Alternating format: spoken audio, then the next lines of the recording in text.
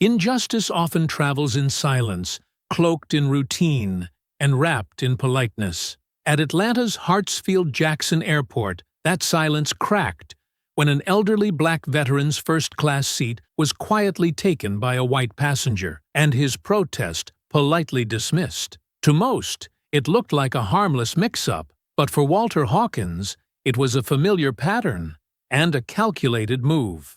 One phone call to his daughter, a federal analyst, set off a chain of events the conspirators never saw coming. They thought he was just another old man with a cane. They never imagined the storm he was carrying inside it.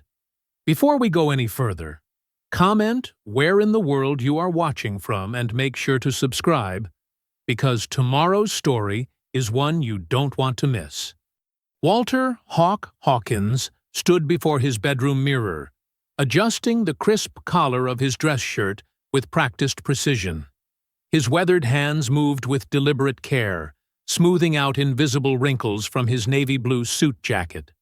At 79, he still carried himself with military bearing, despite the slight stoop that age had pressed into his shoulders.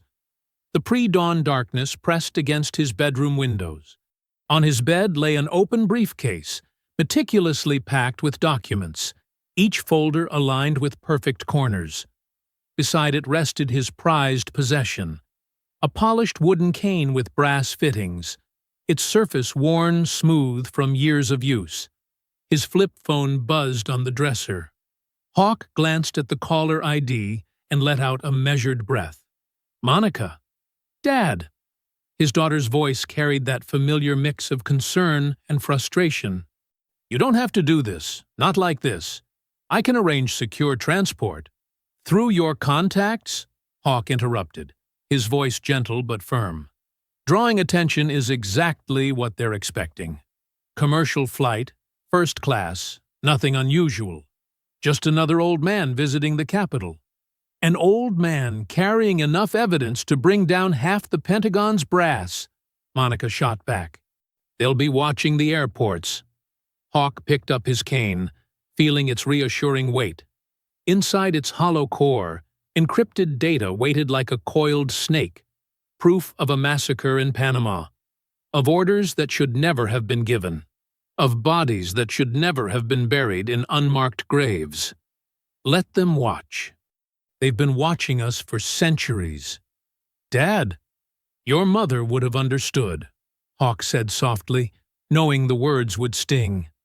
Sometimes the quietest path is the loudest statement. A long silence filled the line. "At least, let me monitor your flight remotely.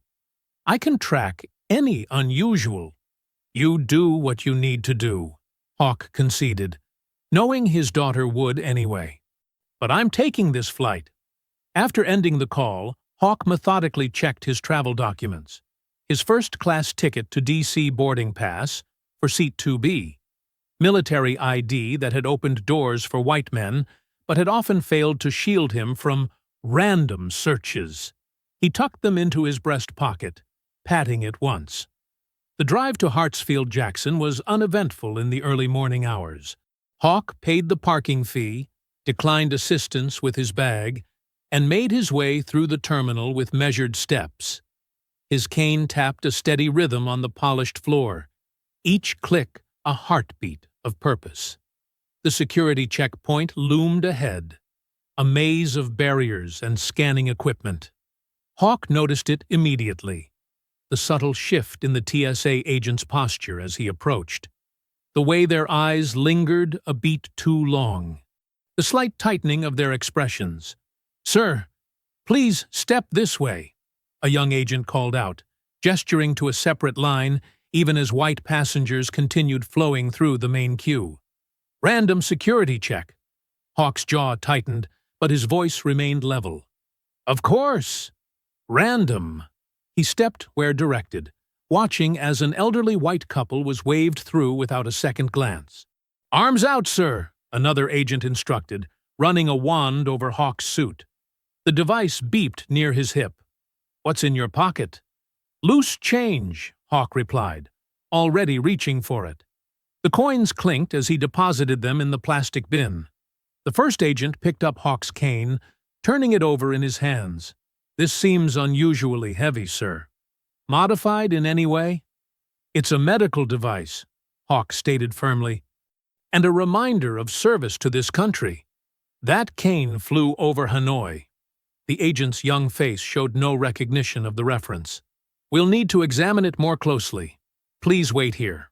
Hawk's fingers curled into a fist at his side, but his voice remained steady.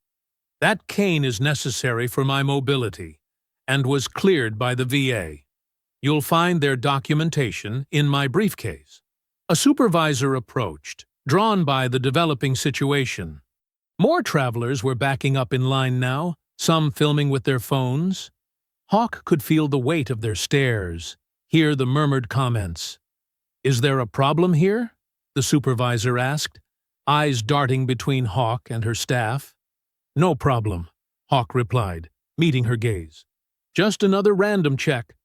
Though I notice your definition of random seems rather specific." The supervisor had the grace to flush slightly. She examined Hawk's military ID, then his cane, before finally nodding to her staff. "He's cleared. Move along." Hawk collected his belongings with deliberate movements, refusing to show the tremor of anger in his hands. As he reassembled his dignity along with his possessions, he caught fragments of nearby conversations. "Why do they always have to make such a fuss? If they'd just comply, it's for everyone's safety." He slipped his shoes back on, straightened his jacket, and gripped his cane. The evidence hidden within its core remained secure, unknown to those who had just handled it. Small victories, he thought, were still victories. The terminal stretched before him, gates numbered like coordinates on a map he'd been navigating his entire life. Hawk checked his watch, still plenty of time before boarding. He moved forward with purpose, his cane now tapping out a rhythm that sounded less like resignation and more like resolve. Hawk made his way through the bustling terminal, his cane marking time against the worn carpet. The gate area for his Washington, D.C. flight was already crowded with morning travelers when he arrived. He spotted an empty seat near the counter and settled in, placing his briefcase carefully beside him. "Now, boarding all passengers needing special assistance or extra time," the gate agent announced through the crackling speaker. Hawk gripped his cane and rose steadily to his feet. As a disabled veteran, he qualified for pre-boarding, a small courtesy that helped manage the strain on his aging joints. But as he approached the counter, a stream of well-dressed white passengers suddenly surged forward, forming a line that cut directly in front of him. The gate agent, a young woman with perfectly manicured nails and a plastic smile, began scanning their boarding passes without hesitation. "Excuse me," Hawk said, keeping his voice measured. "I believe pre-boarding was announced for those needing assistance." He gestured with his cane for emphasis. The gate agent barely glanced up from her computer. "Oh, yes, but we're having some system issues right now. Just give us a few minutes to sort this out." Hawk watched as she continued processing the line of passengers, none of whom showed any visible need for early boarding. A businessman in an expensive suit arrived after him, striding directly to the front. The gate agent welcomed him warmly. "Good morning, sir. Right this way." "Ma'am," Hawk tried again, his patience fraying at the edges. "I'm a disabled veteran with pre-boarding status." She looked up with an expression of practiced concern. "I understand, sir, but like I said, we're having technical difficulties. You'll just have to wait until we call your group." Her tone carried that familiar dismissive edge he'd heard countless times before. Hawk's jaw tightened, but he held his tongue. He'd learned long ago which battles to fight and which to endure. He stepped back, watching as more passengers filtered past him. When general boarding finally began, Hawk joined the line, his first-class ticket for seat 2B held firmly in his hand. The same gate agent scanned his boarding pass without meeting his eyes, her earlier smile nowhere to be seen. The jet bridge stretched before him like a familiar adversary. Hawk took his time, his cane providing steady support as he made his way toward the aircraft. Flight attendants greeted passengers at the door, their welcomes becoming noticeably cooler as he stepped aboard. Hawk moved deliberately through first class, counting the rows. His seat, 2B, was on the left side of the aisle. But as he approached, he found a white man already settled there, casually dressed in khakis and a polo shirt. The man, who appeared to be in his late 30s, was typing on a laptop with an air of entitled comfort. "Excuse me," Hawk said, pulling out his boarding pass. "I believe you're in my seat, 2B. The man, Richard Slade, though Hawk didn't know his name yet, looked up with practiced surprise. "Oh? No, this is definitely my seat." He made no move to check his own ticket or shift from the position. "I have my boarding pass right here," Hawk said. Hawk held out his boarding pass, the paper crisp and official in his steady hand. "First class, seat 2B. Clear as day." Slade barely glanced at the ticket, his attention fixed on his laptop screen. "Listen, Pops, maybe you're getting a bit confused. You know how it is at your age? The numbers start swimming around." He chuckled, the sound dripping with condescension. "My eyes work just fine," Hawk replied, his voice carrying the weight of countless similar confrontations. "And they've seen enough to know exactly what's happening here." A white flight attendant approached, her heels clicking against the airplane's floor. Her name tag read Patricia, but her smile didn't reach her eyes. "Is there a problem here?" "This gentleman seems confused about his seat assignment," Slade said smoothly, still not looking up from his screen. "Maybe you could help him find where he's actually supposed to be." Patricia took the boarding pass from Hawk's hand without asking. She gave it a cursory glance, then shook her head. "You probably misread it, old man. Happens to the best of you." She echoed Slade's sentiment, handing the ticket back. Hawk's posture remained military straight, his dignity a shield against their casual cruelty. "What's written here don't lie," he said, each word measured and precise. "And I've fought for more important things than this chair." The cabin air grew thick with tension. Other passengers shifted in their seats, some pretending not to notice, others openly staring at the unfolding scene. A white woman in her 50s, seated across the aisle, suddenly spoke up. "Just let the gentleman sit," she called out, her voice carrying clearly through first class. "It's only a seat." Slade's face darkened. He finally closed his laptop, turning to face the woman. "Lady, I paid for this." "I'm not moving for anyone," he sneered, then added with deliberate malice, "especially someone who probably got it as a handout." The words hit Hawk like physical blows, but decades of control kept his expression neutral. His body tensed, combat-trained muscles remembering old reflexes. The cane in his hand, so much more than just a walking aid, pressed firmly into the carpet. "Watch your words," Hawk said, his voice like gravel against steel. "You're not just being rude, you're being disrespectful. And that, boy, is dangerous." The last word carried echoes of battles fought long ago, on fields far from this pressurized cabin. Patricia hurried back, this time with an air of authority. But instead of addressing Slade's behavior, she turned to Hawk. "Sir, we're trying to avoid a delay. Please cooperate." Her tone suggested she was doing him a favor by asking nicely. Hawk's hands began to tremble, not from age or fear, but from rage so deep and old it had roots in generations before him.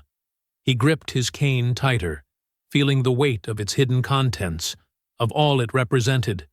"You're asking me to surrender what's mine." "Again," he muttered, words heavy with history. Slade, emboldened by the flight attendant's support, leaned forward in his stolen seat. "What are you gonna do? Hit me with your stick?" His mouth twisted in a mocking smile. The taunt hung in the air for a moment. Then Hawk moved, faster than anyone expected from a man his age. He slammed his cane against the aisle floor, the sound cracking through the cabin like a rifle shot. Several passengers jumped. Even Slade flinched. "You think this stick just helps me walk?" Hawk's voice was low, but carried to every corner of the plane. His eyes, sharp with decades of witnessed injustice, locked onto Slade's. "It carried names. It buried friends. I won't stand for it being disrespected today." The cabin fell silent. Passengers held their breath, waiting to see what would happen next. Slade's smug expression faltered slightly, confronted with something he hadn't expected. Dignity that wouldn't bend, strength that wouldn't break. For a moment, it seemed like Hawk might finally unleash all those years of contained fury. But then, he drew in a deep breath, his military training asserting itself. This wasn't surrender, it was tactical retreat. He'd fought enough wars to know which battles served his ultimate mission. With deliberate slowness, Hawk turned away from Slade. He began walking down the narrow aisle, his cane marking each step with quiet authority. The passengers he passed couldn't meet his eyes, shame or indifference marking their faces in equal measure. A young black girl, no more than 14, held up her phone, recording everything. Her eyes met Hawk's as he passed, and in them he saw both anger and understanding. The next generation witnessing the same old story. Near the back of the plane, Hawk found his new seat, cramped and close to the bathroom. The indignity of it pressed against him like a physical weight, but his spine remained straight, his head held high. He settled into the middle seat, his knees pressed uncomfortable against the seat in front of him, while the truth hidden in his cane waited patiently above in the overhead bin. Hawk waited until the seatbelt sign turned off before reaching into his jacket pocket. His old flip phone, a deliberate choice, harder to track than smartphones, felt solid in his weathered hands. He glanced at the time. 7:42 a.m. Monica would be at her desk by now, surrounded by her wall of computer screens in her D.C. apartment. The phone rang twice before she picked up. "Dad? I thought you were boarding." "We're on the plane," Hawk said quietly, keeping his voice low. His eyes tracked the movement in the aisle. Flight attendants, passengers settling in, a man in a suit walking too purposefully toward the front. They took the seat. The line went silent for 3 heartbeats. Those 4 words, their private code developed years ago, carried weight beyond their simple meaning. It wasn't about the seat. It was about patterns, surveillance, trap. "Tell me everything," Monica said, her voice shifting from daughter to operative. Hawk could hear her fingers already flying across her keyboard. "First class, 2B. Man named Slade. White, mid-30s, expensive watch, cheap manners." Hawk kept his tone casual, as if complaining about normal airline issues. Flight attendant backed his play without checking, almost like they were expecting it. More typing sounds from Monica's end. "Got the flight manifest. Pulling it up now." A pause. "Wait. Something's wrong." Hawk watched as Patricia, the unhelpful flight attendant, passed by without making eye contact. "Wrong how?" "The passenger list. It's been modified. Recently." Monica's voice took on the focused edge she got when diving deep into code. "There are digital timestamps, multiple edits made within the last hour. That's not normal. Airlines lock their manifests 12 hours before takeoff." Hawk shifted in his cramped seat, his knee protesting. "How many changes?" 3 new passengers added. "But here's the thing. Their IDs don't exist in any normal database. I'm running them through everything. DMV, Social Security, even international records." More rapid typing. "These are ghost passengers, Dad. Professional-grade covers." The young girl who had recorded earlier was still watching him, her phone now hidden but clearly ready to start filming again if needed. Hawk gave her a slight nod, an acknowledgement of their shared understanding.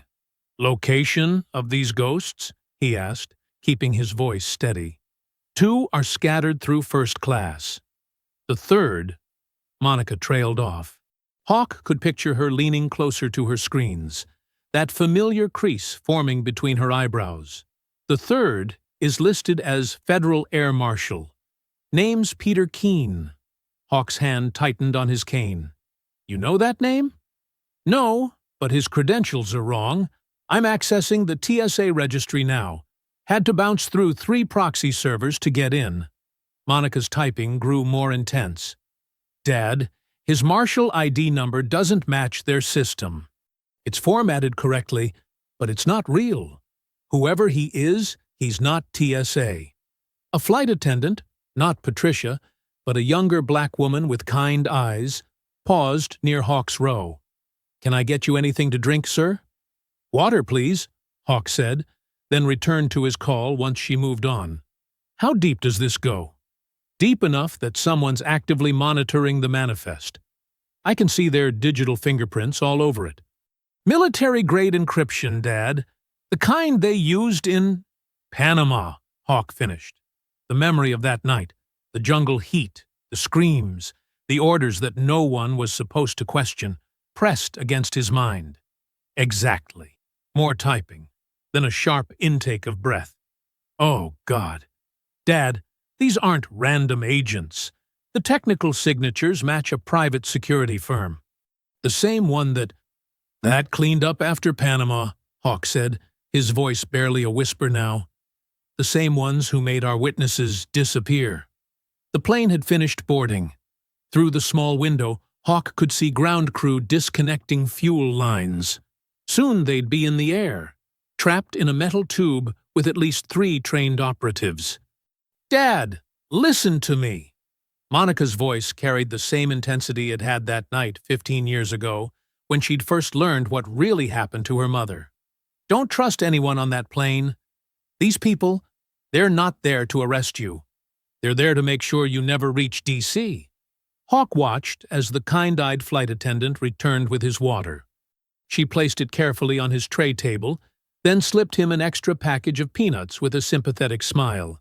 Something about her felt different from the others. A fellow soldier recognizing another, perhaps. I hear you, he said into the phone, calculating angles and options. How long can you stay on their systems? I've got multiple entry points established. They know someone's in there, but they can't trace it back to me. I can see everything they do in real time. Monica paused. Dad, what's in that cane that's worth all this? Hawk glanced at the overhead bin where his cane rested. Inside its hollow core, a small flash drive contained enough evidence to bring down 3 generals, 2 defense contractors, and an entire shadow operation. Proof of not just what happened in Panama, but why, and who gave the orders. Truth, he answered simply. And they know I'm finally ready to tell it. The hearing's tomorrow morning, Monica said. They can't risk you testifying. Her voice softened. Maybe we should have done this differently. Found another way. No more hiding, Hawk said firmly. No more waiting for the right time. You know what your mother always said. Justice doesn't have a timeline. Monica finished. I remember. She took a deep breath. Okay. I'm going to keep monitoring their communications. Any movement, any changes, I'll find a way to warn you. The plane began to push back from the gate. Flight attendants started their safety demonstration, including Patricia up front, who still wouldn't look toward the back of the plane. Dad? Monica's voice carried decades of unspoken worry. Be careful. Always am, Hawk replied, then added softly, Love you, baby girl. He closed the phone just as the captain announced their final descent preparations. The young girl with the phone was still watching him, her eyes wise beyond their years. Hawk settled back in his seat, mind already mapping out the chess game ahead. The plane's engines rumbled as they taxied toward the runway. Hawk kept his movements minimal, just his eyes moving, scanning methodically like he'd done thousands of times in combat zones. First class was visible through the gap between curtains. A perfect surveillance position. A man in a crisp suit, Too crisp for a 6 a.m. flight, shifted in his aisle seat. Agent Keene, most likely. His posture was military rigid, despite trying to appear casual. He kept his right arm close to his side, where a shoulder holster would sit. 2 rows behind Keene, another passenger caught Hawk's attention. The woman wore business attire, but her shoes were wrong. Tactical boots poorly disguised as heels. She pretended to read a magazine while maintaining clear sightlines to both exits. The 2 agents exchanged a look that lasted less than a second, the kind of silent communication Hawk recognized from his own special ops days. They were coordinating, establishing positions. The 3rd ghost passenger was somewhere behind him, boxing him in. "Sir?" The kind-eyed flight attendant from earlier appeared beside his seat.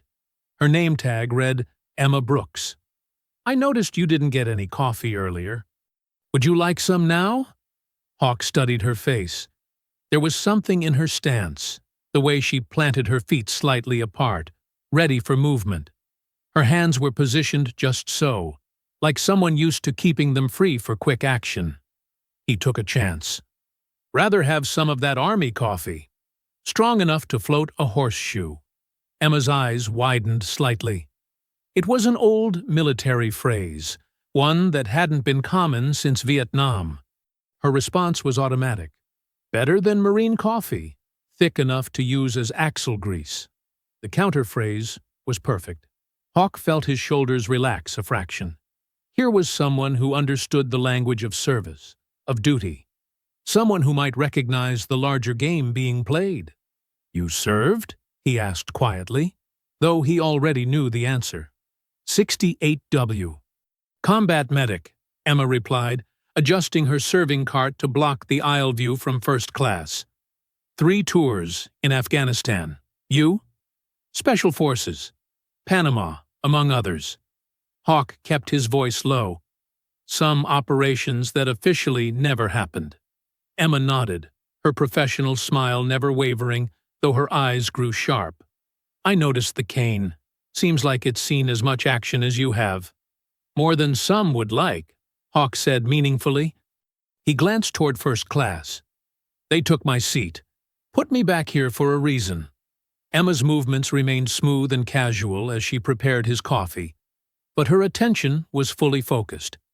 "I saw what happened. That man, Slade, his boarding pass was wrong. I checked the manifest earlier, but someone had changed it. Above my clearance to question." "Changes made within the last hour," Hawk confirmed, "along with 3 new passengers. Ghosts." Emma's hand stilled for just a moment. "The air marshal?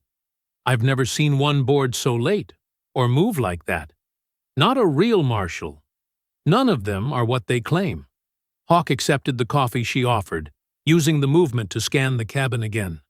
"I'm being hunted. There are 3 on this plane. They took my seat so I'd be alone." Emma's professional mask cracked slightly, revealing steel underneath. Her voice dropped to barely a whisper. "You're not alone anymore." She straightened up, resuming her flight attendant persona, but her eyes held understanding. She'd seen enough in Afghanistan to recognize when something wasn't right. "I'll be doing regular cabin checks, every 15 minutes. Hawk gave a slight nod. "Watch the one in 12A, and the woman in the blue blazer, 4C. They're coordinating." "I see them," Emma confirmed, adjusting her serving cart. "The 3rd? Behind me somewhere, keeping me surrounded." Hawk sipped his coffee. "They're waiting for the right moment. Probably over water, where they can claim it was natural causes. Heart attack, maybe. Old man flying alone." Emma's jaw tightened. "Not on my watch." She glanced at her watch, establishing their timeline. "I'm lead attendant on this flight. Patricia up front reports to me, even if she doesn't like it. I can control cabin access, meal service timing." The plane turned onto the runway, engines powering up. Hawk felt the familiar pre-mission tension settling into his bones. "They'll move before we land. Can't risk me reaching D.C. "Then we've got 4 hours," Emma said, her voice carrying the calm efficiency of someone used to working under pressure. "I'll find the third one. These aisles are my territory. I know every corner, every blind spot." The acceleration pushed them back in their seats as the plane began takeoff. Through the gap in the curtains, Hawk saw Keen watching their interaction, his face too carefully neutral. "Be careful," Hawk warned. "These aren't ordinary agents. They've had decades of practice making problems disappear." Emma gave him a look that carried the weight of her own combat experience. "So have I. Different battlefield, same principles." She adjusted her uniform with military precision. "They expect you to be helpless back here. Let's use that." The plane lifted off, leaving Atlanta behind. Hawk watched the ground fall away, thinking of all the missions that had started just like this. Tension building, plans forming, allies emerging from unexpected places. But this time, the stakes were higher than any operation he'd ever run. This wasn't just about survival. It was about finally breaking decades of silence, about bringing dark things into the light, about making sure the truth in his cane reached the right hands, no matter the cost. Emma moved her cart forward, every step calculated. She had the look of someone who'd found their mission again, the sense of purpose that many veterans lost after leaving service. As she passed the first-class curtain, she caught Hawk's eye one more time. In that glance was a promise. Soldier to soldier. She would watch his six, just as others had done in jungles and deserts across the world. The hunt was on, but this time the hunters didn't realize their prey had backup. The plane had reached cruising altitude when Captain Danvers's voice crackled over the intercom. Too smooth, too rehearsed. "Ladies and gentlemen, due to severe weather systems over DC, we'll be adjusting our flight path. Nothing to be concerned about. Just standard procedure." Hawk's eyes narrowed. The sky outside his window was crystal clear, scattered with morning sunlight. He pressed the screen on the seat back in front of him, pulling up the flight path display. The blue line showing their route had shifted, no longer pointing toward Reagan National. Instead, it curved west, toward the Virginia mountains. Emma appeared beside him, pretending to check seat belts. "That's not right," she whispered. "Weather diversions go to Baltimore or Philadelphia. Not—" She squinted at the new destination code. "I don't even recognize that airstrip." "Because it's not commercial," Hawk muttered. He pulled out his flip phone, keeping it low against his leg.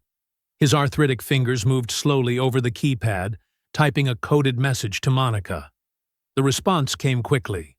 "Tracking flight path now, don't move." Hawk watched the screen, remembering similar mountain strips in Panama. Isolated places where things could happen without witnesses. The kind of locations where helicopters could land and people could disappear. The girl who'd filmed the earlier confrontation was still recording occasionally, her phone aimed discreetly between the seats. She couldn't know it, but she was now their best witness. Every frame she captured was evidence. His phone vibrated again. Monica's message was urgent. "Flight manually redirected 6 mins ago. Private Fed clearance code. Weather system clear over DC. Confirmed with 3 sources.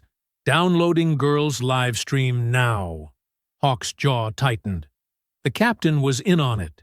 The whole flight had been a trap from the start. The seat theft, the isolation, and now this detour. They needed him away from crowds, away from cameras and questions. Emma returned with fresh coffee, her movements casual, but her eyes alert. 3 passengers just requested special meals they didn't order at booking, all in exit rows.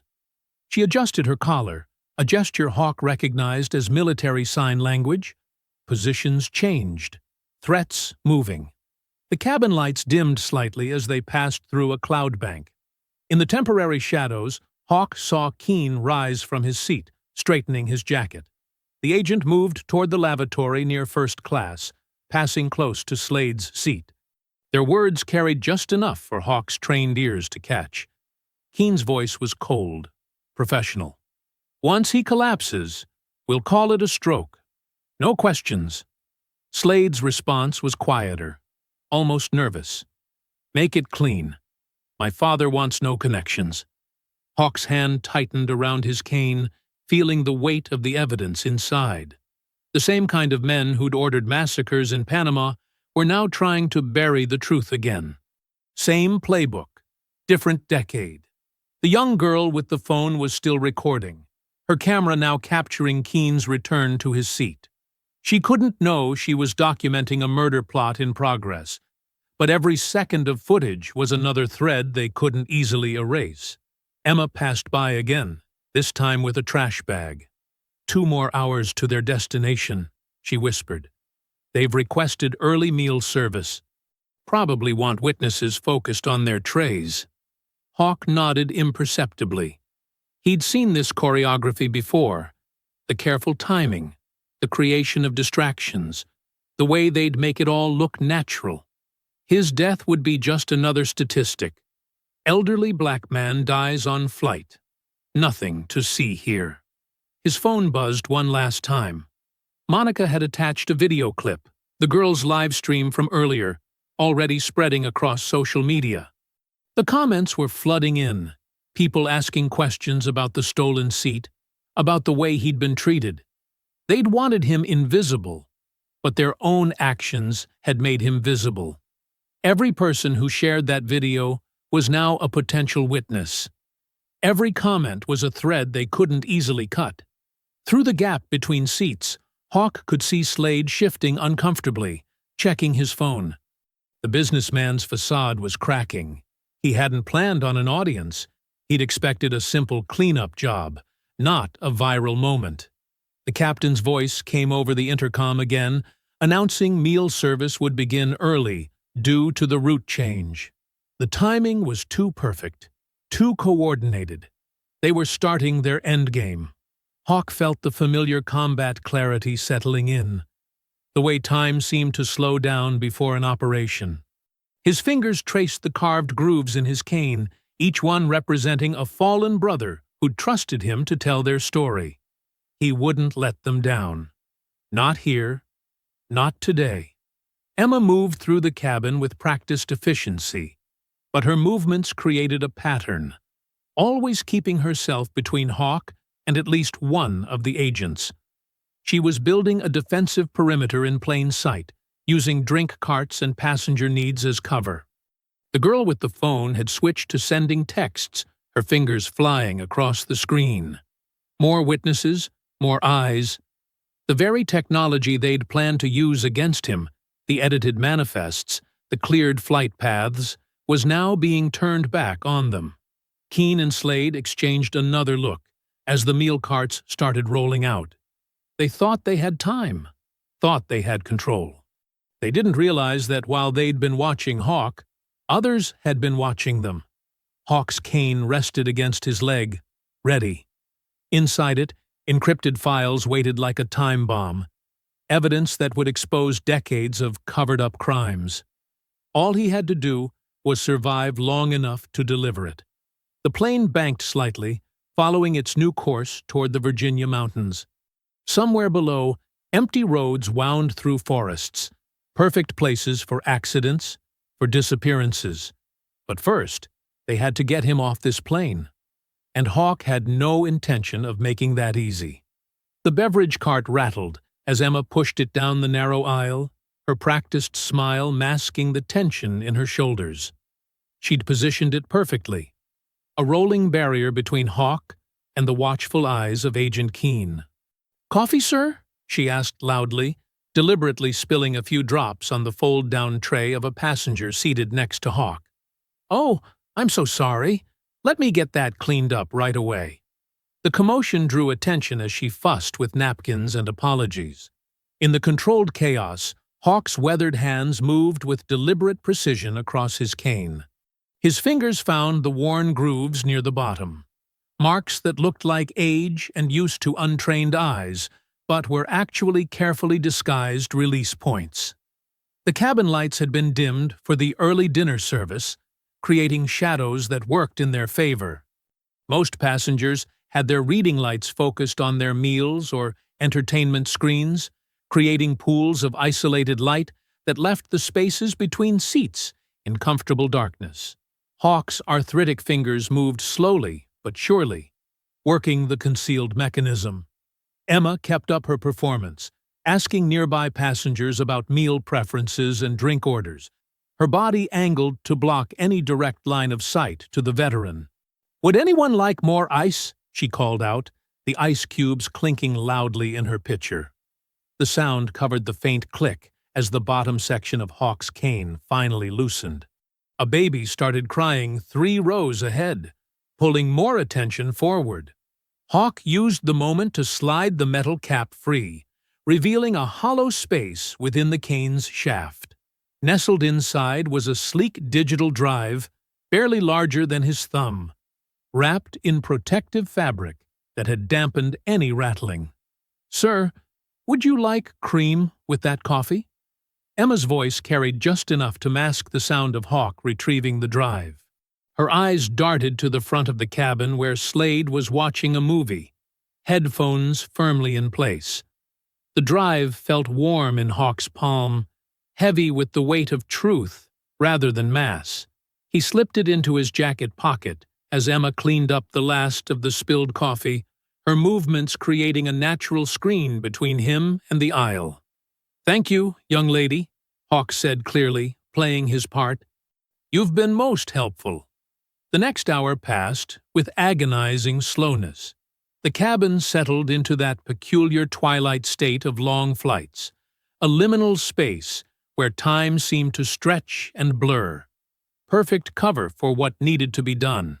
Passengers dozed in their reclined seats, faces illuminated by the blue glow of their screens. Movies played silently behind headphones. The constant drone of the engines created white noise that swallowed smaller sounds. Emma made regular passes, checking on passengers, always finding reasons to pause near Hawk's row. She'd note his empty cup, adjust his blanket, ask if he needed anything, each interaction allowing her to scan the cabin and track their observers. Hawk kept his movements minimal, using decades of training to operate in plain sight. His flip phone lay open in his lap, partially covered by the airline blanket. The digital drive connected to it through a port that looked outdated to modern eyes. Exactly why he'd chosen it. Sometimes the old ways were the safest ways. The first file transfer began, painfully slow by modern standards. But speed wasn't the priority. Security was. Each packet of data was heavily encrypted, broken into segments that would be meaningless if intercepted individually. A child walked past, heading to the bathroom, stepping on creaky floor panels. Hawk used the footsteps to cover the sound of buttons being pressed. Emma intercepted the child's return journey, asking if they'd like a snack, creating another moment of distraction. The phone's screen flickered with progress bars, each one representing another piece of evidence being prepared for transmission. Photos from Panama, documents with signatures that powerful men had thought were safely buried, audio files that could shatter careers and expose decades of lies. Keene rose from his seat, stretching casually. Emma immediately began collecting trash from the rows between him and Hawk, her cart once again becoming a barrier. The agent paused, then changed direction, heading toward the forward lavatory instead. More files transferred, more progress bars filled. Hawk's face remained impassive, looking for all the world like another elderly passenger fighting sleep. But his eyes never fully closed, watching reflections in windows, monitoring movements in the cabin. Finally, the first complete file set was ready. Hawk's fingers moved carefully across the keypad, entering the secure connection codes Monica had established. Years of classified operations had taught him that the most dangerous moment was always at the point of transmission. The send command activated. Hawk felt, rather than heard, the slight vibration as the data began its journey. bouncing through layers of encryption and ghost servers Monica had prepared. A journey that would end with truth breaking free. Emma passed by again, this time with fresh pillows. Her eyes asked the question she couldn't voice. Hawk gave an almost imperceptible nod. The first package was away. His phone buzzed once. Monica's confirmation of receipt. Hawk's fingers typed out his message, each word carrying the weight of decades. This is part 1. If I don't make it, burn the rest down. The remaining files waited in the drive, ready for their turn. But timing would be crucial. Send too many at once, and they'd detect the data burst. Space them too far apart, and they might not all make it before whatever they had planned. Emma watched Hawk tuck the phone away, her face professionally neutral, but her eyes carrying understanding. They both knew what burn it down meant. Not destruction, revelation. The kind of fire that illuminated truth and burned away lies. The cabin lights dimmed further as the sun outside began to set, casting long shadows through the windows. Somewhere in the darkness ahead lay their diverted destination. But now, a different countdown had begun, one measured in uploaded files rather than miles. Agent Keene moved through the dim cabin like a shadow, his practiced stride carrying him directly to Hawk's row. He stopped, blocking the aisle completely, one hand resting casually near his concealed weapon. "Mr. Hawkins," Keene said, voice pitched low but carrying authority, "I need you to come with me to the front of the aircraft. You're under federal suspicion of cyber-terrorism." Hawk didn't look up immediately. His weathered hands remained folded in his lap, but tension radiated from his seated form. Several passengers stirred, sensing the confrontation building. "Cyber-terrorism?" Hawk's laugh was dry as desert sand. "That's what you're calling the truth these days?" Keene leaned closer, dropping his voice further. "Sir, don't make this difficult. We can handle this quietly, or like you handled Panama quietly." Hawk's eyes finally met Keene's, and there was steel in them. "How many bodies did that take?" Color drained from Keene's face. His professional mask slipped for just a moment, revealing something ugly underneath. "That's classified information. You're classified to hide your crimes." Hawk cut in, his voice rising. "You wear that badge like it makes you righteous. But you're nothing but a traitor in uniform." The words hit Keene like physical blows. His jaw clenched. "Last warning, old man. Stand up now, or I'll—" Hawk's hand tightened on his cane. "You'll what? Kill me like you killed those villagers? Like you killed my men?" Something snapped in Keene's eyes. He lunged forward, reaching for Hawk's collar. But the veteran was ready. In one fluid motion that belied his age, Hawk's hand dropped to his boot and came up with something small and metallic. Keene's fingers were inches from Hawk's throat when the stun pin made contact with his wrist. A sharp crack of electricity filled the air. Keene jerked backward, his arm temporarily useless, crashing into the opposite row of seats. Passengers screamed. A child started crying. The second agent, who had been seated near the wing, was already moving down the aisle. Hawk pushed himself up, using his cane for leverage. His joints protested, but decades of combat training took over. He shifted his weight, getting his center of gravity low and stable. Keene recovered quickly, professional training overriding the pain. He charged forward, trying to use his younger body and superior strength to overwhelm the older man in the confined space. But Hawk had fought in tighter spots than this. He deflected Keene's rush with his cane, sending the agent crashing into an armrest. Phones appeared everywhere, passengers recording the confrontation. "He's attacking an elderly man," someone shouted. "That's a federal agent," another voice countered. The second agent reached them, adding to the chaos. He tried to grab Hawk from behind, but Emma appeared like an avenging angel. She swung her heavy service cart with precise aim, catching the agent in the side of his knee. The man went down with a howl of pain. Keene used the distraction to land a solid punch to Hawk's ribs. The old veteran grunted, but didn't fall. Instead, he hooked his cane around Keene's ankle and pulled, sending them both into the aisle. They grappled on the floor, Keene's youth against Hawk's experience. The agent tried to pin Hawk's arms, but the veteran had survived worse holds in worse places.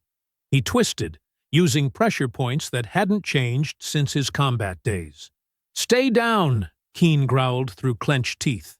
"Over my dead body," Hawk spat back. More passengers were standing now, filming the fight. The cabin filled with shouts and accusations. Emma positioned herself to block the second agent from rejoining the fight, her cart becoming a barrier. Keene managed to get on top, trying to force Hawk's hands behind his back. But the veteran had one more surprise. He drove his elbow up, catching Keene in the throat. The agent's grip loosened just enough. Hawk rolled, reversing their positions. His knee found Keene's solar plexus, driving the air from the younger man's lungs. The agent's eyes widened in shock. He hadn't expected this level of resistance from a man nearly twice his age. "We're not going down without a fight," Hawk growled, his face inches from Keene's. "Not this time." The words carried through the cabin, picked up by dozens of recording phones. They hung in the air like a promise, or a threat, as the two men locked eyes, neither willing to back down. Blood trickled from a cut on Hawk's lip. His breath came in hard gasps, but his hands remained steady, pinning Keene to the floor. The agent struggled, but Hawk's weight and position gave him the advantage. Emma kept her cart firmly in place, watching the second agent who was still nursing his injured knee. Other flight attendants hovered uncertainly at both ends of the cabin, unsure whose authority to recognize. Passengers in nearby rows had retreated as far as they could, pressing against windows and each other. But their phones stayed steady, capturing every moment of the confrontation. The truth was being recorded from every angle, impossible to deny or cover up. Slade's voice carried from first class. "Those are federal agents. Someone stop this!" But nobody moved to help. The sight of two armed men attacking an elderly veteran had shifted sympathies. Even those who had ignored the earlier seat theft were now watching with open concern and growing anger. Keene's face was turning red from exertion and rage. He bucked and twisted, trying to break Hawk's hold. But the veteran had learned patience in the jungles of Vietnam and the streets of Panama. He held firm, using knowledge of leverage and pressure points to maintain control. With Keene and the second agent temporarily subdued, Emma moved swiftly through the cabin, her flight attendant's key card giving her access to critical systems. She reached the communications panel near the cockpit and began working quickly, her military training evident in her efficient movements. "I need 2 minutes," she called softly to Hawk, who maintained his hold on Keene. Her fingers flew over the control panel, rerouting the cockpit's communication system. Years of airline procedures had taught her every override code, every backup system. She plugged a small adapter into Hawk's flip phone, connecting it to the plane's entertainment system. "Monica?" Hawk's voice was steady despite his recent exertion. "It's time." Through the phone's speaker, Monica's voice crackled with determination. "Uploading now, Dad. Every screen, every channel." The cabin's overhead screens flickered to life. Passengers who had been filming the fight now turned their attention upward as Hawk's face appeared on every display.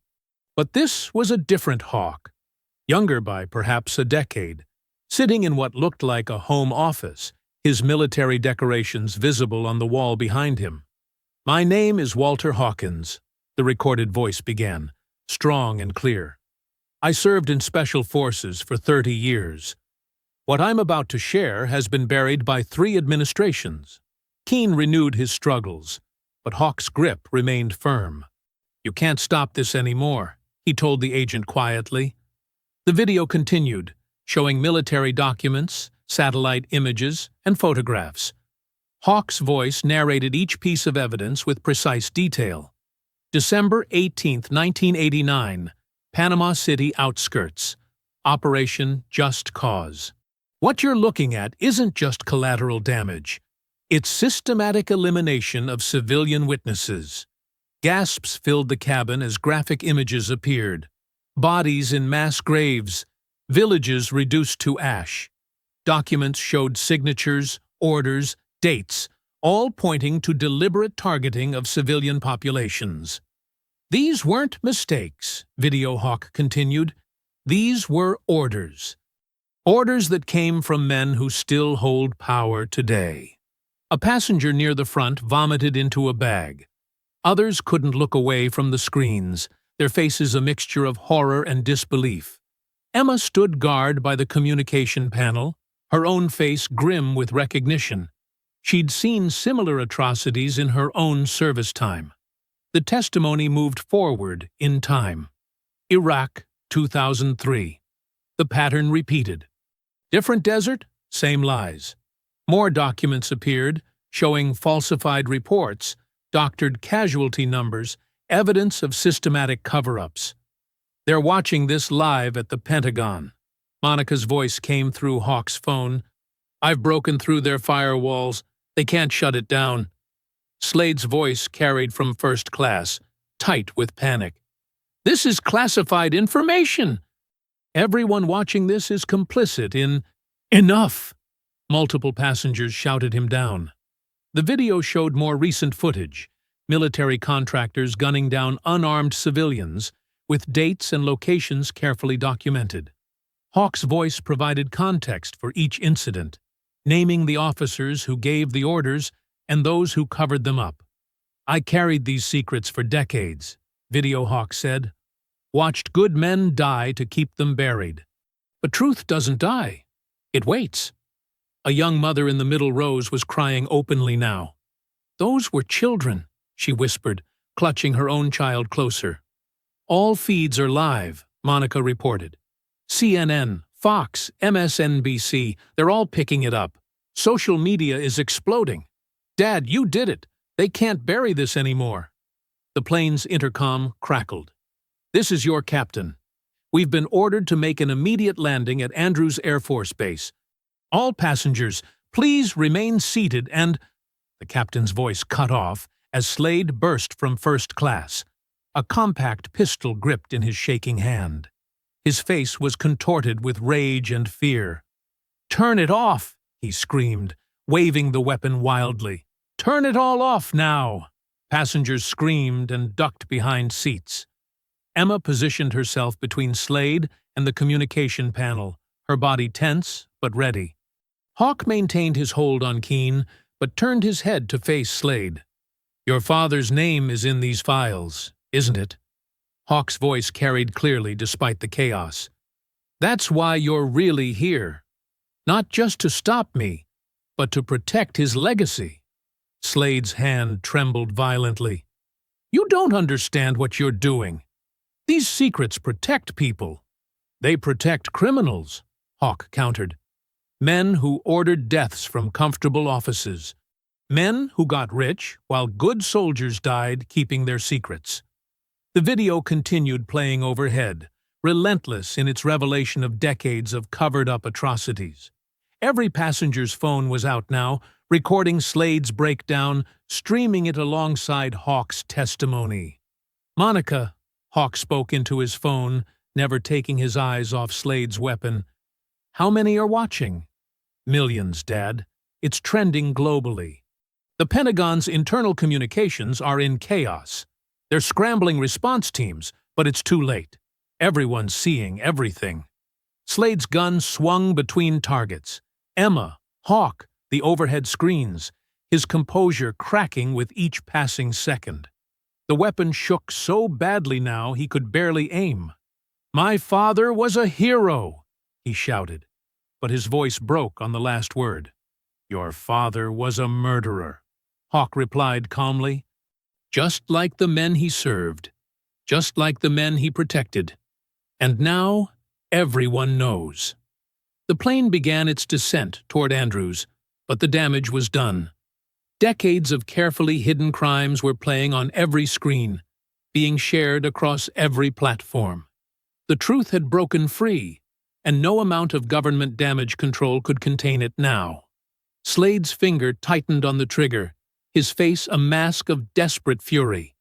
The passengers held their breath, caught between the video's horrifying revelations and the immediate threat before them. The tension in the cabin crystallized as Slade's gun wavered between targets. His eyes, wild with desperation, finally settled on Hawk. Emma, moving with the instincts honed from both military and airline service, smoothly positioned herself in front of a young boy who had been caught in the aisle during the chaos. "Everyone stay down," she commanded, her voice carrying the authority of someone used to being obeyed in crisis situations. Hawk stood perfectly still, his weathered face showing no fear despite the weapon aimed at his chest. His years of combat experience had taught him that fear was a luxury he couldn't afford in moments like these. He could read the tremor in Slade's trigger finger, the sweat beading on his forehead, the slight shuffle of his feet. All signs of a man about to break. "Go ahead," Hawk's voice carried through the cabin, deep and steady as a drumbeat. "But you die first." The words weren't a threat. They were a promise, delivered with the certainty of a man who had faced death many times before. Overhead, the screens continued their relentless display of evidence. Documents flashed past showing signatures, dates, and death counts. The truth that had been buried for so long was now impossible to ignore, filling every inch of the cabin with its terrible weight. "You don't understand," Slade's voice cracked, the gun shaking more violently now. "These secrets, they're bigger than you. Bigger than any of us." Passengers huddled in their seats, phones still recording, capturing every moment of the confrontation. The young mother who had been crying earlier pressed her child's face into her shoulder, shielding them from the scene unfolding in the aisle. Hawk's eyes never left Slade's face, but his grip on his cane shifted subtly. Years of training had taught him to recognize the perfect moment, when an opponent's resolve wavered just enough to create an opening. He could see that moment approaching in Slade's increasingly unstable stance. "Those secrets killed my friends," Hawk said, his voice growing harder. "They buried truth under lies, honor under shame. They made murderers look like heroes." Slade's face contorted at the word heroes. "Shut up," he screamed, spittle flying from his lips. "You don't know anything about heroes." The plane hit a pocket of turbulence, causing several passengers to gasp. Slade's attention flickered for just a split second, and Hawk moved. In one fluid motion that belied his age, Hawk swung his cane up and hurled it with precision at Slade's gun arm. The weapon discharged with a deafening crack that echoed through the cabin. White-hot pain blazed across Hawk's side as the bullet grazed him, but his momentum carried through. The cane struck Slade's wrist with devastating force. There was a sharp crack. Bone or wood, no one could tell. And the gun went flying. Slade howled in pain, but before he could recover, Hawk was on him.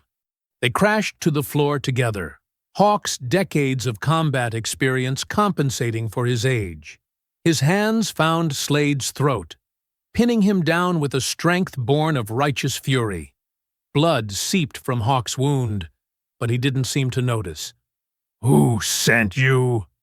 Hawk's voice thundered through the cabin, drowning out the gasps and cries of shocked passengers. "Who?" Slade struggled beneath him, face reddening, eyes wide with a mix of fear and something else, something like shame. "My father," he gasped out, the words barely audible. "Panama. We had orders."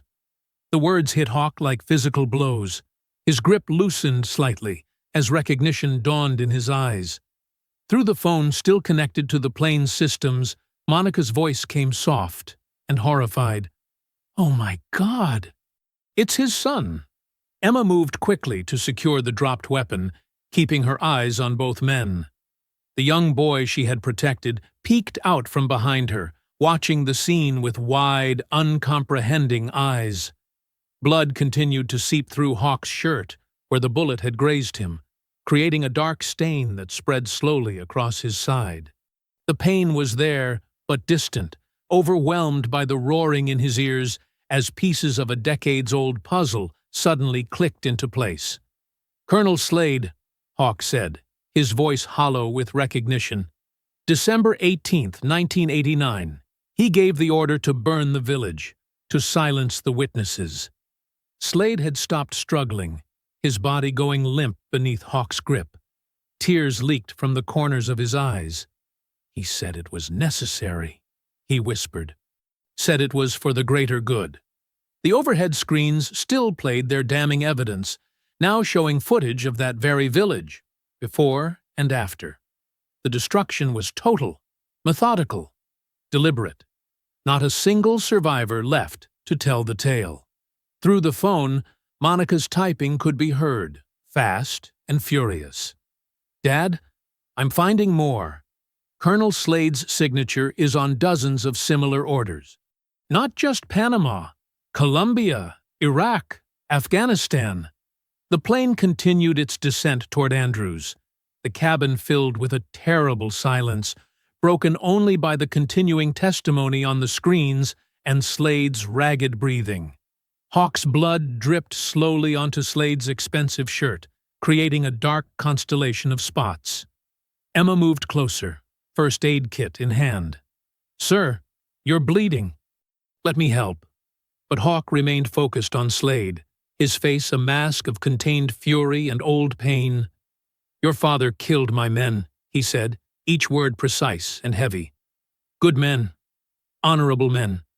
And you're just like him, hiding truth behind violence, burying justice under threats." Slade's eyes closed, tears still leaking from beneath the lids. His next words came out broken, almost childlike. "He told me I had to protect his legacy. Had to keep the secrets safe." The plane's descent into Andrews Air Force Base was anything but routine. Red and blue emergency lights painted the tarmac like a patriotic disco, their rotating beams cutting through the early evening darkness. Fire trucks, ambulances, and police vehicles formed a tight perimeter around the designated landing area. Behind them, a growing crowd of journalists thrust cameras skyward, their lenses tracking the aircraft's approach like hungry predators. The landing gear touched down with a screech of rubber on concrete. The plane's wheels kicked up small clouds of smoke as the pilots brought the massive machine to a controlled stop. Through the windows, passengers could see dozens of veteran groups holding signs and American flags, having gathered after Monica's viral broadcast of the confrontation. Inside the cabin, Emma worked quickly to bandage Hawk's wound while keeping a watchful eye on the now subdued Slade. The bullet graze wasn't deep, but it had bled enough to soak through Hawk's dress shirt, leaving a stark reminder of how close the confrontation had come to tragedy. "Hold still, sir," Emma said, pressing a fresh gauze pad against his side. "The paramedics will want to check this properly." Hawk grimaced, but remained steady. "Been through worse, daughter." "Much worse." The cabin crackled with tension as federal agents boarded first, their movements precise and professional. They quickly took custody of Slade, Keene, and the other compromised agents. The sight of them being led away in handcuffs drew scattered applause from the passengers, many of whom were still processing the shocking events they'd witnessed. "Ladies and gentlemen," the captain's voice came over the intercom, steady despite the circumstances, "please remain seated until federal authorities complete their initial sweep. Emergency medical personnel will be boarding shortly to assist anyone requiring attention." Through the windows, passengers could see Monica Hawkins sprinting across the tarmac, her FBI credentials getting her past multiple security checkpoints. She carried herself with the same determined grace as her father, though her face showed the strain of the past few hours. The young black girl who had recorded the initial confrontation was still filming. "Mr. Hawk," she called out, "you want to say something for the record?" Hawk turned toward her, his eyes softening slightly. "Keep recording, child. The truth needs witnesses." Emma helped Hawk stand as federal agents began their systematic evacuation of the plane. The other passengers were escorted off first, many pausing to shake Hawk's hand or offer words of support. The young mother, whose child Emma had protected, stopped briefly. "Thank you both," she said, voice thick with emotion. "My father was in Panama too. He never talked about it. Now I understand why." When Monica finally made it onto the plane, she rushed straight to her father, carefully embracing him while mindful of his injury.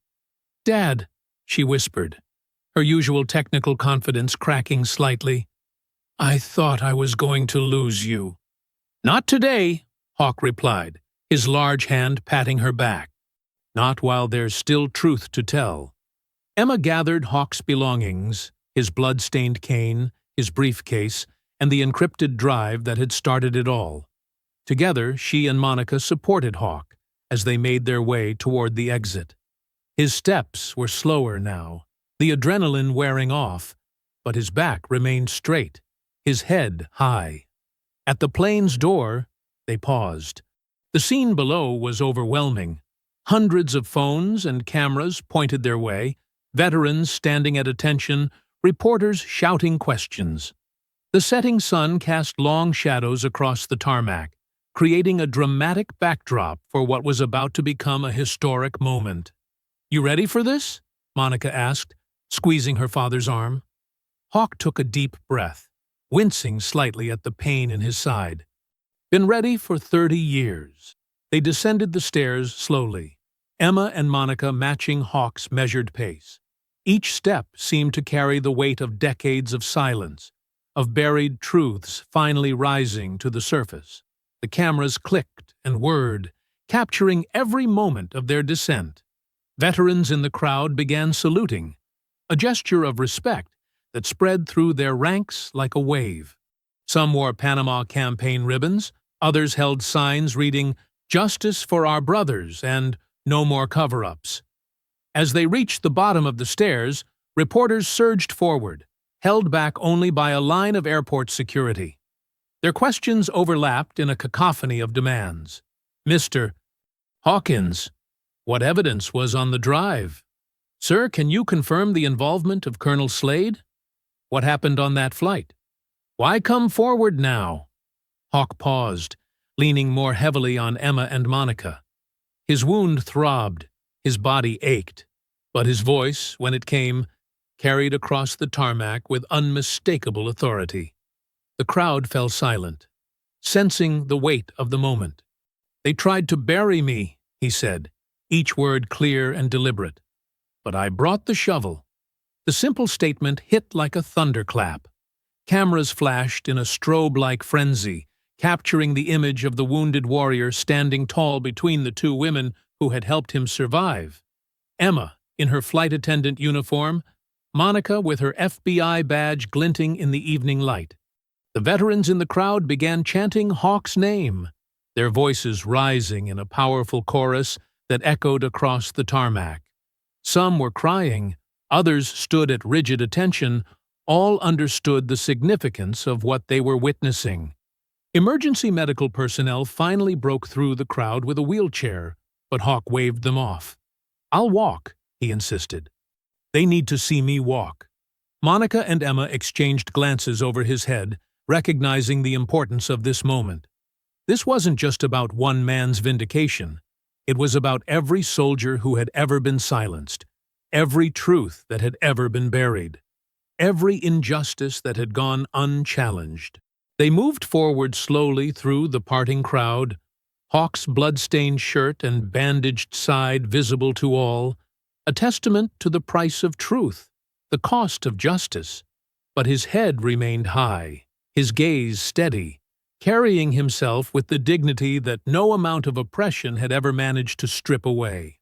In the days following the dramatic landing at Reagan National Airport, the story of Walter "Hawk" Hawkins exploded across media channels. The morning shows competed for exclusive coverage, but it was CNN's primetime special that landed the first joint interview with Emma Brooks and Monica Hawkins. What we witnessed on that flight wasn't just about a stolen seat, Emma explained. Her flight attendant uniform replaced by a sharp blazer. She sat straight-backed in the studio chair, her military bearing evident.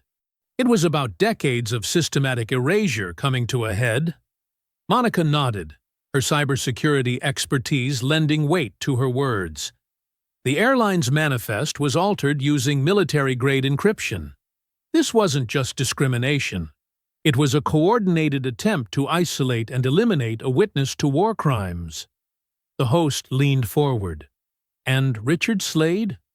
What can you tell us about his involvement? Slade's father was Colonel James Slade, Monica revealed, her voice tight with controlled anger. The same officer who ordered the massacre in Panama that my father witnessed. Richard was sent to ensure that evidence never made it to Washington. Footage played on screens behind them, Slade and Keene being led away in handcuffs, their faces twisted with defeat. FBI agents carried boxes of evidence from private security firm offices. The airline's corporate headquarters swarmed with federal investigators. The Department of Justice has opened a full investigation, the news anchor reported. Sources say the airline faces severe penalties for allowing their systems to be compromised and participating in what amounts to a criminal conspiracy. Emma's phone buzzed constantly with messages from other flight attendants, sharing similar stories of discrimination they'd witnessed but felt powerless to stop. This isn't just about one flight, she testified. This is about changing the whole system. Social media platforms exploded with activity. Stolen seat became the top trending topic worldwide, followed closely by Satya Veteran Justice. The young girl's original video of Hawk being forced from his seat had been viewed over 50 million times. People began sharing their own stories of discrimination, of moments when they'd been asked to move, to wait, to accept less than what was rightfully theirs. Veterans groups organized sit-ins at airports across the country, demanding better treatment for service members, especially those of color. Hawk's image appeared on magazine covers, his dignified profile and silver hair becoming a symbol of resistance against institutional racism. The Washington Post ran a feature titled, "The Man Who Wouldn't Move: How One Veteran's Stand Exposed Decades of Corruption." But Hawk himself avoided the spotlight. While Monica handled the press and Emma worked with veterans advocacy groups, he focused on a more personal mission. With his wound healing and his testimony secured by federal prosecutors, he began a quiet journey to visit the families of those who died in Panama. In Miami, he sat with Mrs. Rodriguez, whose husband had been one of the first to notice something wrong with the operation. Carlos tried to report it, she said, serving Hawk coffee in her small kitchen. They transferred him to a forward position the next day, said it was a promotion. In San Antonio, he met with the Williams family. Their son had been the unit's communications officer, the one who first intercepted the illegal orders. His mother still kept his uniforms pressed and hanging in his childhood bedroom. Each visit brought new pieces of the puzzle together. Each family shared documents, photos, letters that had seemed suspicious at the time, but now formed a clear pattern of deliberate silencing. In Seattle, the rain fell steadily as Hawk knocked on the door of a modest house. Sarah Chen answered, her eyes widening with recognition. Her father had been Hawk's closest friend in the unit, the one who helped him begin documenting the evidence. "I remember you," she said softly. "From the funeral. You stood at attention the entire time, even after everyone else left." Hawk nodded, his throat tight. "Your father was a better man than most. He knew what was right." Sarah stepped back, inviting him in. The walls of her home were covered with photos, her father in uniform, with his unit, with his family. In one corner, a shadow box displayed his medals and a folded flag. "Dad used to say there was more to the story," she said, leading Hawk to the living room. "But he never told us what. Said it was safer if we didn't know." Hawk sat heavily in an offered chair, his cane across his knees. "Your father helped save the evidence.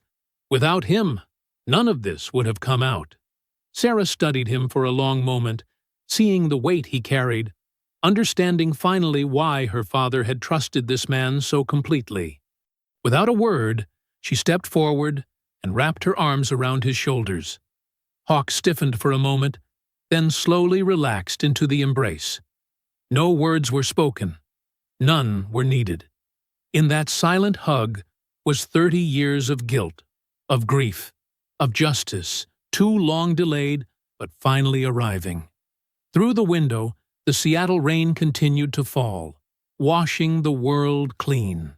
On the coffee table, Sarah's phone buzzed with another news alert about the investigation, about Slade's confession, about the changing tide of public opinion. But in that moment, none of that mattered. What mattered was this connection, this recognition between two people who had lost something precious, and were finally finding a way to honor that loss with truth. The embrace lasted until Sarah finally stepped back, wiping her eyes. On her father's wall, the photos seemed to watch them with approval, the past and present meeting in a moment of healing that no government agency could ever classify or contain. Inside the Capitol hearing room, every seat was filled. The air felt charged with anticipation as Walter "Hawk" Hawkins sat before the Senate Subcommittee on Military Oversight, his silver hair catching the harsh fluorescent lights. His bandaged side was hidden beneath his pressed navy suit, but the way he held himself, straight-backed and resolute, showed no sign of weakness. C-SPAN cameras tracked his every movement. Reporters crowded the edges of the room, notebooks and phones ready. Behind him, rows of spectators leaned forward in their seats, many wearing veterans' caps and service pins. "Mr. Hawkins," Senator Claire Martinez began, her voice carrying through the microphone, "we understand you've declined any special accommodations for your testimony today." "That's correct, Senator." Hawk's voice was steady, measured like ammunition being counted. "I've waited 30 years to speak these words. I don't need comfort to tell the truth." A murmur rippled through the gallery. Several committee members shifted uncomfortably in their seats. "Please proceed with your testimony," Martinez said, gesturing to the screens positioned around the room. Hawk opened a leather portfolio, his movements deliberate. "What you're about to see has been verified by multiple intelligence agencies. These are not allegations. These are facts." The first images appeared on the screens. Satellite photos of a Panamanian village, date stamped 1991. Operation Silent Spring was presented as a counter-narcotics mission, Hawk explained. The reality was far darker. He clicked through a series of documents, classified orders bearing Colonel James Slade's signature, communications logs, medical reports. Each piece built upon the last, creating an undeniable pattern of systematic violence against civilian populations. Colonel Slade didn't just order these operations, Hawk continued, his voice growing heavier. He created a template for hiding them. A template that would be used again in Iraq, in Somalia, in places we still don't have names for. The gallery grew still as photos appeared, mass graves, burned homes, lists of victims. Hawk named each person, each date, each commanding officer who had signed off on the atrocities. Several of those names belonged to men still wearing stars on their shoulders. "General Phillips," Hawk said, addressing one of the military observers directly. "You were Captain Phillips then. Your signature is on the 3rd page of that falsified after-action report.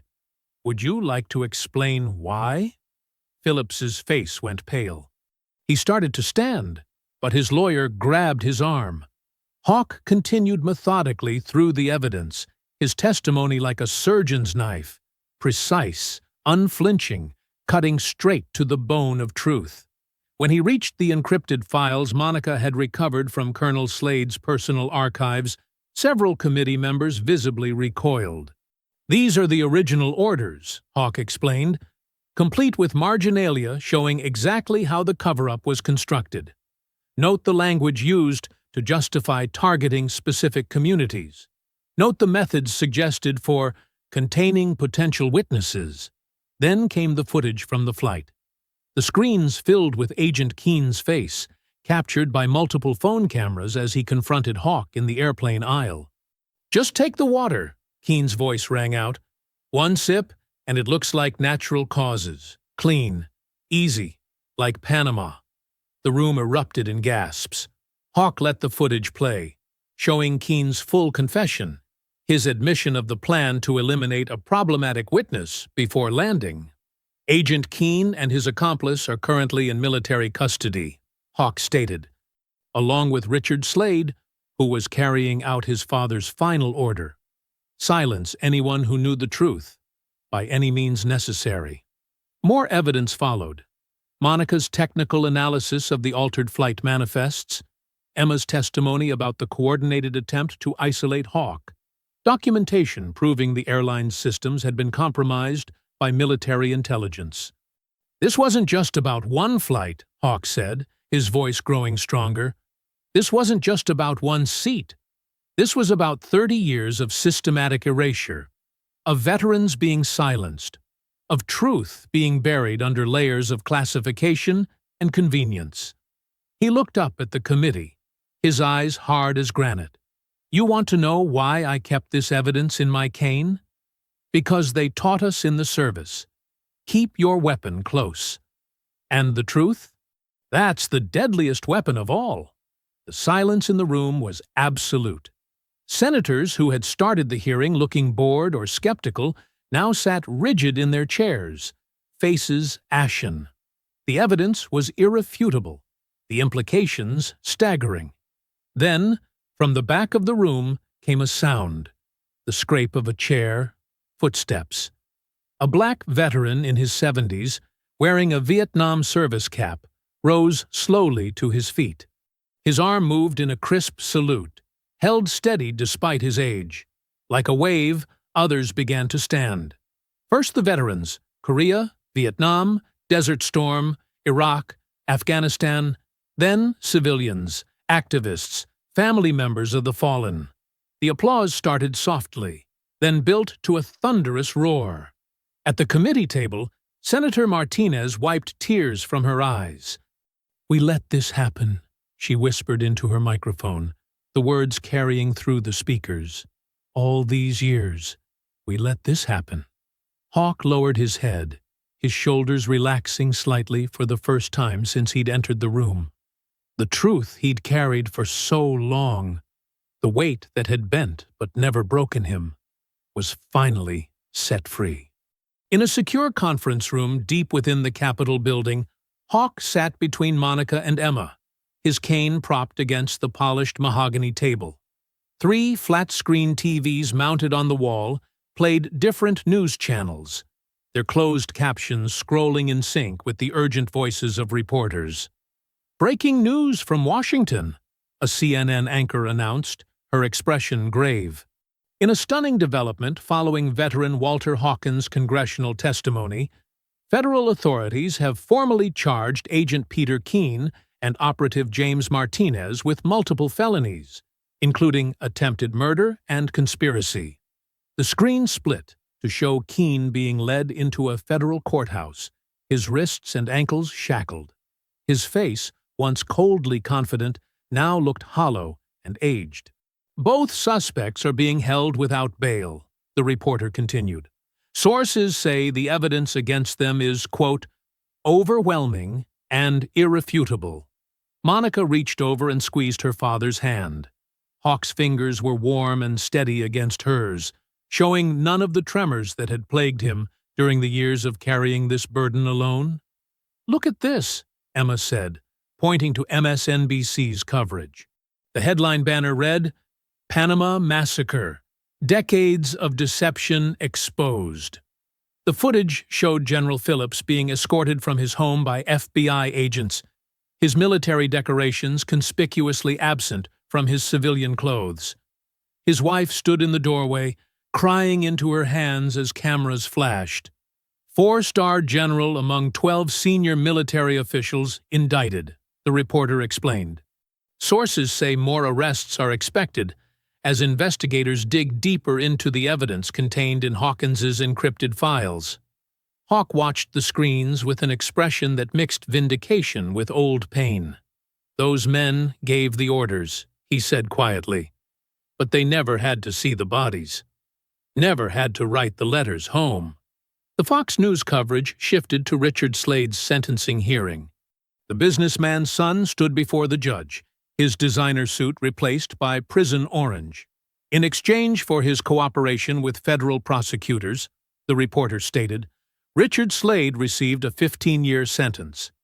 His testimony has already led to the arrest of 3 additional military contractors and the emergency shutdown of Black River Security Solutions, a private military contractor linked to operations in Panama, Iraq, and classified locations worldwide.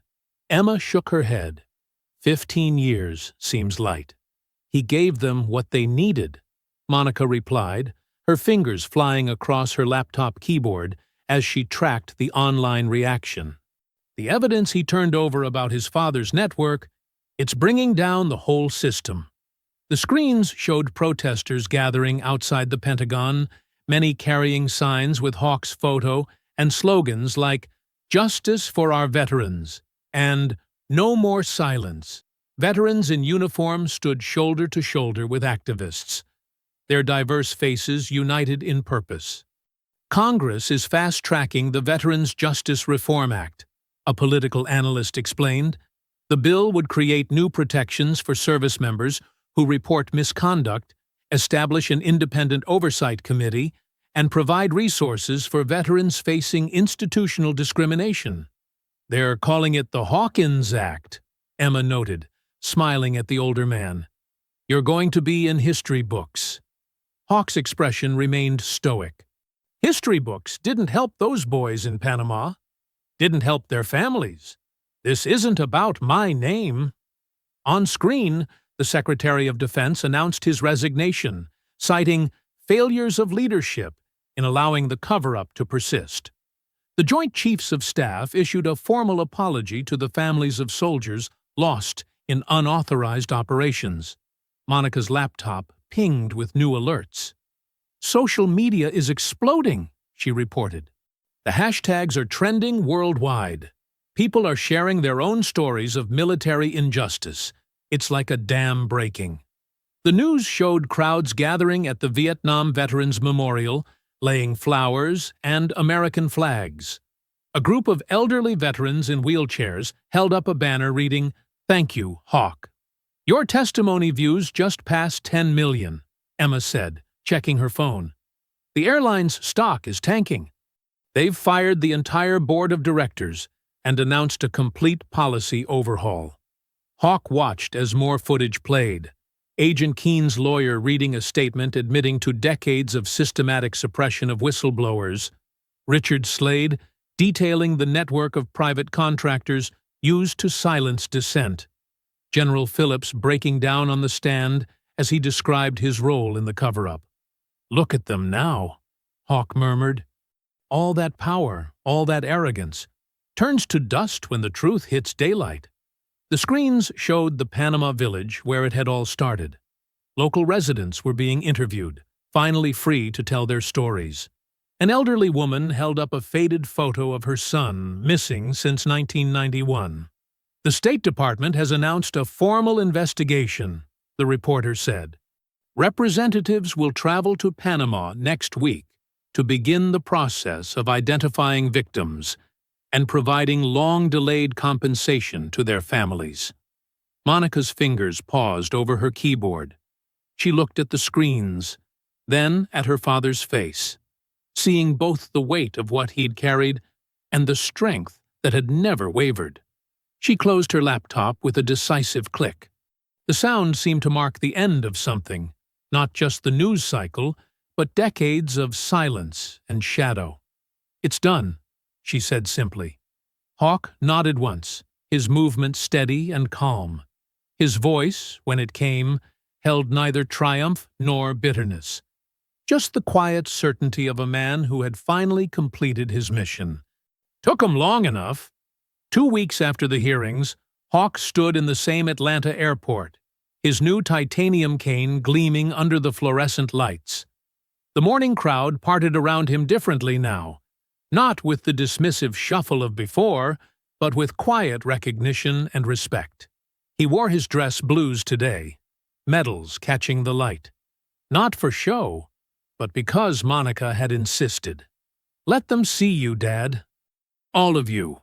The TSA checkpoint loomed ahead. Hawk's shoulders tensed from old habit, but the lead agent straightened when she saw him approach. "Sir," she said, stepping forward, "we have a priority lane ready for you." Other agents nodded as he passed through security without a single random check. His cane, a gift from a veterans group, moved through the scanner without question. At the gate, the difference was even more striking. The waiting area fell quiet as he approached. A young soldier in fatigues shot to his feet, offering a crisp salute. "Staff Sergeant Miller, sir. It's an honor." Hawk returned the salute. "At ease, son." An elderly white woman dabbed at her eyes with a tissue. "My husband was in Panama," she said softly. "He never told us what happened there. Now we know why." The gate agent, a different one from before, called for pre-boarding. "We'd like to welcome our active duty military and veterans, beginning with Congressional Medal of Honor recipient Walter Hawkins." A scattered applause broke out. Hawk nodded once, uncomfortable with the attention but understanding its importance. This wasn't about him. It was about making visible what had been hidden for too long. As he approached the jet bridge, the pilot emerged from the cockpit. Captain Sarah Chen, according to her nameplate, stood ramrod straight and saluted. "Mr. Hawkins, it's a privilege to have you aboard. I've arranged for an honor guard to meet us in D.C. "Not necessary, Captain." "With respect, sir." "It is. My father served in Panama. He didn't make it home." Their eyes met in silent understanding. Hawk touched her shoulder briefly as he passed. The first-class cabin welcomed him with the same hushed reverence. A flight attendant, male, middle-aged, black, helped stow his carry-on. "Seat 2B, sir. The same one as before." Hawk settled into the leather seat, his body remembering the confrontation from weeks ago. But today, the ghosts felt lighter. Not gone, but transformed into fuel for change, rather than chains of regret. A young black boy, maybe 7 or 8, sat in 2A beside him. He wore a Junior Aviation Club t-shirt and couldn't stop staring. "My mom showed me your video," the boy finally blurted. "The one from the plane." She cried. Hawk turned to face him fully. "What's your name, son?" "Marcus. Marcus Washington." The boy fidgeted with his seatbelt. "Is it true you fought in wars?" "Several. And you caught bad guys on this same plane?" A hint of a smile touched Hawk's weathered face. "Something like that." Marcus leaned closer, his voice dropping to an awed whisper. "Were you really a hero?" The question hung in the air as the engines rumbled to life. Through the window, Hawk could see ground crew members pausing their work to salute the aircraft. On the terminal roof, an American flag snapped in the Georgia wind. He thought about heroes, about the men he'd served with, the ones who never came home, the families who waited decades for answers. He thought about Emma Brooks, who'd risked her job to help expose the truth, about Monica, who'd never stopped believing in justice even when he'd nearly lost hope. "No, Marcus," Hawk said finally, adjusting his cane as the plane began to taxi. "Not a hero. Just a man who wouldn't stay seated." The boy considered this with surprising gravity. My grandpa says sometimes not staying seated is the bravest thing you can do. Your grandpa sounds like a wise man. He marched with Dr. King, Marcus said proudly. Got arrested and everything. The plane accelerated down the runway. Hawk felt the familiar surge of takeoff, but this time without the weight of secrets or the shadow of threats. Just the clean momentum of forward motion. Marcus pressed his face to the window as Atlanta fell away below them. Mom says things are different now because of you.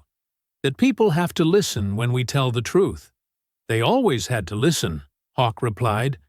We just had to make them hear. The seatbelt sign dinged off. A flight attendant appeared with fresh coffee and a newspaper. The headline read, Senate passes Hawkins Act. New era for military accountability. Mr. Hawkins, the attendant said warmly. Can I get you anything else? He shook his head, watching Marcus sketch airplane designs on his kid's menu. The boy's innocent focus reminded him of another child from long ago, a Panamanian boy who'd waved to their helicopter just hours before the massacre. That memory would never fade, but now it drove him forward instead of holding him back. The plane leveled at cruising altitude, DC still hours away. But this time, Hawk knew exactly where he was headed.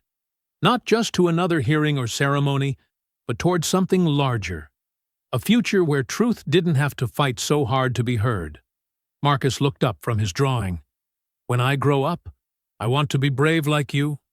Be braver, Hawk said. Be yourself. The boy nodded solemnly, then returned to his artwork. Outside the window, America unfolded beneath them, its patchwork of fields and cities bathed in morning light. Hawk settled deeper into seat 2B, feeling its contours support him properly this time.